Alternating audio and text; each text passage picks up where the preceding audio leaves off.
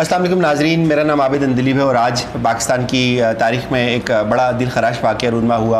आपने देखा कि किस तरह PTM के कुछ लोगों ने एक चौकी पे हमला किया और उस हमले के बाद फिर किस तरह से पाकिस्तान की सारी बड़ी जो सियासी जमातें उनके सरबराहान की तरफ से जो है वो उनकी हमायत में ऐलानात होना शुरू हो गए और किस तरह से फिर अफ़गानिस्तान के मीडिया ने उसको कवरेज देना शुरू की और इंटरनेशनल मीडिया ने उस पर जो है ना बड़ी एक धुआंधार जो है ना वो ट्रांसमिशन शुरू कर दी। मैं आज आपको कुछ बुनियादी बातें बताने लगा हूँ। ये बातें आप गौर से सुनिए और फिर समझिए कि किस तरह से बिलावल, मरियम और PTM मिलकर ईद के बाद इमरान खान की हुकूमत के ख़िलाफ़ किस तरह से जो है वो महाज खड़ा करने जा रहे हैं और ईद के बाद के हालात किस तरह से डिफरेंट होने जा रहे हैं और आज जो हुआ ये किस तरह से उस वाक़े के साथ जुड़ता है और किस तरह से इन छोटे छोटे वाक़यात को डेवलप करके ईद के बाद जो है इमरान खान की हुकूमत को और ख़ास तौर पर पाकिस्तान फ़ौज के ख़िलाफ़ हर्जा सराई का एक नया महाज गर्म किया जाएगा। तो सबसे पहले आप ये देखें कि आज PTM के कुछ वो लोग जो हैं जो पार्लियामेंट के अंदर मौजूद हैं, वो लोग जो है वो जाते हैं और एक जो है चौकी है उसको क्रॉस करने की कोशिश करते हैं। वहाँ उनकी तरफ मज़ाहमत होती है, इतलाती आती हैं कि कुछ फ़ौज के लोग भी ज़ख्मी हुए, कुछ रद्द-ए-अमल में उनके लोग भी ज़ख्मी हुए। तो ये सारी बातें ऐसे ही नहीं है।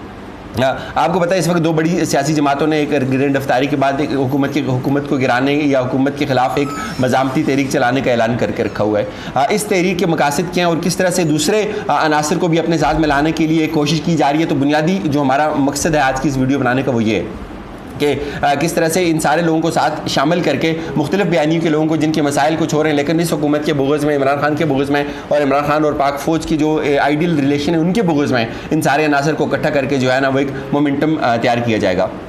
तो बुनियादी तौर पे ये जो है ये इत्तेहाद जो डेवलप होने जा रहा है इसको आपको मैं चाहता हूँ कि आप इस पे मैं बात करूँ। एक जो PTM पीपल्स पार्टी और नून लीग का इत्तेहाद है, ईद के बाद आप खुद देखेंगे किस तरह से ये इत्तेहाद जो है वो सरगर्म अमल होगा।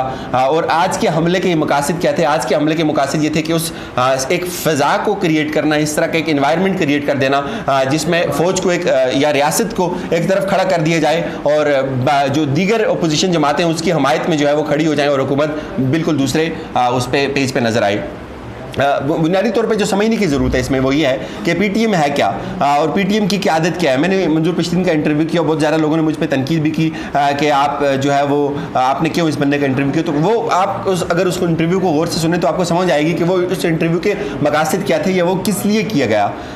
बुनियादी तौर पर वो इंटरव्यू यही था कि इस PTM को समझा जाए, इसकी लीडरशिप को समझा जाए, उनकी हैसियत क्या है, उनकी बसारत क्या है, वो किस तरह से इस तहरीक को लीड करना चाह रहे हैं, इस तहरीक के मकासद क्या हैं। तो मेरे ख्याल में वो इंटरव्यू अगर कोई बंदा एक दफ़ा गौर से सुनेगा तो उसको यकीनन वो समझ आ जाएगा कि PTM है क्या। मैं जो असेस किया मैंने उस इंटरव्यू में, उस तवील नशिस्त में, वो ये है कि PTM बुनियादी तौर पे एक अनगाइडेड मिसाइल है।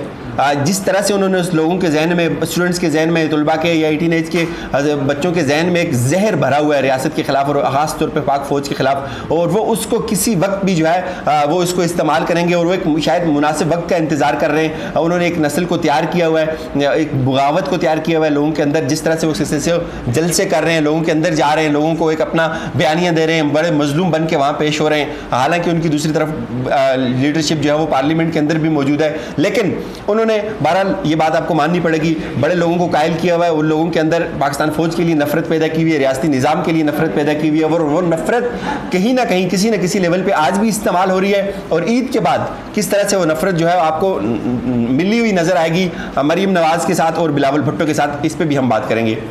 थोड़ा सा आगे बढ़ते हैं। तो बुनियादी तौर पे जो PTM है उसने, उसकी क़यादत ने उसके अपने फॉलोअर्स के जहनों में इंतहाई जहर भरा हुआ है पाकिस्तान फ़ौज के ख़िलाफ़, पाकिस्तान के रियासती इदारों के ख़िलाफ़। तो वो उसको यही वजह है कि इंटरनेशनल मीडिया भी जो है वो तवज्जो देता है और उनकी बात करता है और वो जो है वो सारी नफ़रत और जहर आपको ईद के बाद इकट्ठी होती हुई नज़र आ रही है। और PTM का मैं उस इंटरव्यू में मैंने ये भी जानने की कोशिश की कि इसका मुस्तकबिल क्या होगा। तो वो उनकी क़यादत कन्फ्यूज़ है। वो कभी एक तरफ बादशाह खान को अपना लीडर मानते हैं, दूसरी तरफ फजल रहमान को अपना लीडर मानते हैं। अगर तारीख जो लोग पढ़ते हैं या समझते हैं उनको पता होगा कि किस तरह से इन दो जो सियासी जो क़यादतें हैं इनके नज़रियात किस तरह से एक दूसरे से मुतसादम थे। तो बुनियादी बात कहने का ये मतलब है, उस इंटरव्यू का भी यही मकसद था कि थोड़ा सा उनको जांचा जाए कि किन नज़रियात की बुनियाद पर वो अपनी जमात की तश्कील कर रहे हैं या किस तरफ वो उस समाज को लेकर जाना चाह रहे हैं। तो मैं जो समझा वो मैंने आपको बताया कि वो एक अनगाइडेड मिसाइल तैयार कर रहे हैं किसी भी मुनासिब वक्त के लिए पाकिस्तान के खिलाफ। और इंटरनेशनल जो कम्युनिटी है 5th जनरेशन और 4th जनरेशन वार का जो इस वक्त एक पीरियड चल रहा है उसकी मदद से इदारों के खिलाफ वो हर्जा सराई का जो बुग़्ज़ और लोगों के जहनों में भरा हुआ है उसको इस्तेमाल करते हुए नजर आएंगे। आज क्या हुआ नाजरीन, आज एक वाक़या होता है मीरान शाह में, तो या एजेंसी में कहीं दूर वाक़या होता है, तो उस वाक़े पे मरीम जो है वो पंजाब से बोल उठती हैं और बिलावल जो है वो सिंध से बोल उठते हैं। मुद्दा क्या है? मुद्दा अगेन यही है कि ये हमायत क्या है? हमायत बुनियादी तौर पे उनकी नहीं है, फ़ौज के बुग़्ज़ में है। हमायत क्या है? हमायत फ़ौज के बुग़्ज़ में। नवाज शरीफ के दौर में भी होता था। नवाज शरीफ के खुद अपने दौर में मॉडल टाउन में अपनी फ़ौज ने, अपनी पुलिस ने गोलियां मारी थी, लेकिन उस वक्त सब चुप थे। उस वक्त कोई मरीम का ट्वीट नहीं आया था। क्यों? वो उनके मफाद में था। उन लोगों को कुचलना उनके मफाद में था। तो आज ये जो आपको ये उनकी ट्वीट या बिलावल की मज़ामत नज़र आई है, वो बुनियादी तौर पे वो सिर्फ़ और सिर्फ फ़ौज को सामने रख के, फ़ौज के बुग़्ज़ में, और फ़ौज और इमरान खान की हुकूमत की जो आईडी रिलेशन है उनके खिलाफ जो है वो इकट्ठे हुए हैं। वरना आप दूसरी तरफ देखें, यही अली वज़ीर जो हैं और यही मोहसिन दावड़ इफ्तारी पे तो जले जाते हैं, एक तरफ मरीम के साथ बैठते हैं, बिलावल के साथ बैठते हैं, और दूसरी तरफ यही इंडियन स्टेट नैरेटिव लेके आज वहाँ जाते हैं, फ़ौज को गालियाँ देने की कोशिश करते हैं, और फिर यही दोनों पार्टियाँ उनके हक़ में इकट्ठी हो जाती हैं। तो बुनियादी तौर पे ये इसके अलावा भी एक और बात, छोड़ें इनको, एक और बात देखें। अभी इन मोहसिन वज़ीर और जो है ये अली वज़ीर और मोहसिन दावड़ के कहने पे एक बिल पास हुआ, उसमें कितने ज़्यादा हकूक़ दिए गए उन सारे इलाकों को, उनके हकूक़ की बात की गई, लेकिन उस तरफ कोई भी नहीं जाएगा, उन हकूक़ को कोई नहीं देखेगा। तो अब ये जो सारे लोग थे, ये चले एक हद तक तो अगर आप हुकूमत के ख़िलाफ़ बात करते, हुकूमत की पॉलिसीज़ के ख़िलाफ़ बात करते, हुकूमत की किसी फैसले पे बात करते, उस पर तनकीद करते, तो बात समझ आती। लेकिन अब जो ये बात जो अभी जो जंग जो दाखिल हुई है, ये रियासत के ख़िलाफ़ जो है वो चली गई है। ये इंतहाई ख़तरनाक मरहला है कि आप जो आपकी जितनी भी फोर्स थी या जो आपका जितना भी जो आपने मोटिव तैयार किया हुआ है, वो सिर्फ़ और सिर्फ आप रियासत की तरफ शिफ्ट कर रहे हैं। दूसरी सियासी जमातें भी ईद के बाद जो है वो इसमें इकट्ठी होती हुई नजर आ रही है। तो मरीम ने ट्वीट किया कि अल्लाह इस पाकिस्तान पे रहम करे और हिसाब होना चाहिए। मरीम से कोई पूछे कि किस बात का हिसाब होना चाहिए? रियासती इदारों को, कोई स्टेट की रिट को अगर कोई चैलेंज करेगा तो क्या उससे हिसाब नहीं लिया जाना चाहिए? और दूसरी तरफ आप बिलावल को देखें, वो बिलावल जो आज सिंध की सेहत की बात कर रहा है। अभी चंद माह पहले साकिब निसार की अदालत में, सुप्रीम कोर्ट में एक थर में बच्चों का मसला था, स्टंटिंग ग्रोथ का मसला था। बच्चे पैदा होते हैं, कुछ माजूर होते हैं, कुछ उनकी वो बॉडी ग्रोथ इतनी नहीं होती, वो मर जाते हैं, पैदा कोई मरे हुए पैदा होते हैं, कुछ पैदा होने के बाद मर जाते हैं। तो साकिब निसार साहब ने पूछा कि वजह क्या है? तो आज के इस दौर में 21वीं सदी में अदालत को सेक्रेटरी हेल्थ ये बताती है कि सर उनको इनएडिक्वेट सहूलियात हैं, उनके पास फूड प्रॉपर नहीं है, वहाँ एनवायरनमेंट प्रॉपर नहीं है, वहाँ पानी नहीं है, इस वजह से बच्चे मरते हैं। और आपको याद होगा कि दिसंबर जनवरी की बात है, बेशुमार बच्चे मर रहे थे और ये बड़ा हाईलाइट हुआ था ये वाक़या। दूसरी तरफ आज बिलावल के अपने हल्के में एड्स है, पाकिस्तान की तारीख में इतना ज़्यादा केसेस रिपोर्ट नहीं हुए एक छोटे से जो है वो जगह से, जितने एक उनके अपने हल्के से रिपोर्ट हुए हैं। वो उसके खिलाफ नहीं लड़ेंगे, वो उन लोगों को उनको अपने बुनियादी हकूक़ नहीं देंगे, पीने का साफ पानी नहीं देंगे, कराची को बसें नहीं देंगे। लेकिन बात क्या करेंगे? जो रियासती इदारों के खिलाफ जाती होगी, जो इस्टेब्लिशमेंट के खिलाफ जाती होगी, जो इमरान खान की हुकूमत के खिलाफ जाती होगी, जो PTM के हक़ में जाती होगी, पाक फौज के बुग़्ज़ में, वहाँ सब उस तमाम में आप सारे इनको जो है वो इकट्ठे नजर आएंगे। फिर एक और बुनियादी बात, आज के वाक़े को आप लेके देखें। जब इस वक्त जो मैं समझता हूँ बुनियादी तौर पर जो 5th जनरेशन और 4th जनरेशन वार है वो इस हद तक चली गई हुई है कि उसका मुद्दा यही होता है कि आप क्या करते हैं, आप रियासत किसी मुल्क के छोटे छोटे जो ग्रोह होते हैं उनको उठाते हैं, उनको इंटरनेशनल मीडिया पे लेके जाते हैं, उनको आप कवरेज देते हैं, उनकी आप बात करते हैं, उनको आप इंटरनेशनल मीडिया में जो है वो इंटरनेशनल कम्युनिटी में उनको बड़ा मजलूम बनाकर पेश किया जाता है। तो फिर वो क्या करते हैं, वो मजलूमियत जो है वो पाकिस्तानी रियासती इदारों के बुग़्ज़ में इस्तेमाल करते हैं। तो आज भी यही होता है। आपने देखा किस तरह से छोटा सा वाक़या होता है, उसको BBC ले लेता है, उसको CNN ले लेता है। तो आप इसको 4th जनरेशन का जो बड़ा जो सवार का जो कैनवस है उससे अलग करके बिल्कुल भी देख सकते हैं। उसमें मीडिया भी शामिल होता है, उसमें इकॉनमी भी शामिल होती है, उसमें डिफरेंट जो स्पॉन्सर्ड या जो है वो जो ग्रुप्स होते हैं, जो ट्रूप्स होते हैं वो भी शामिल होते हैं। उसकी वो एक मल्टी फेसेटेड वार होती है बुनियादी तौर पे। तो ये जो अभी जो सिनेरियो डेवलप हो रहा है ये बिल्कुल उसी तरह से जो इंटरनेशनल लॉबी इस वक्त पाकिस्तान के खिलाफ या पाकिस्तान की सिक्योरिटी इदारों के खिलाफ जो सरगर्म अमल है उसने एक्टिवेट किया हुआ इन लोगों को, वही इनकी इंटरनेशनल मीडिया डेफिनेटली उनका बयानिया प्रमोट करता है। 4th जनरेशन और 5th जनरेशन वार का ज़्यादातर जो है वो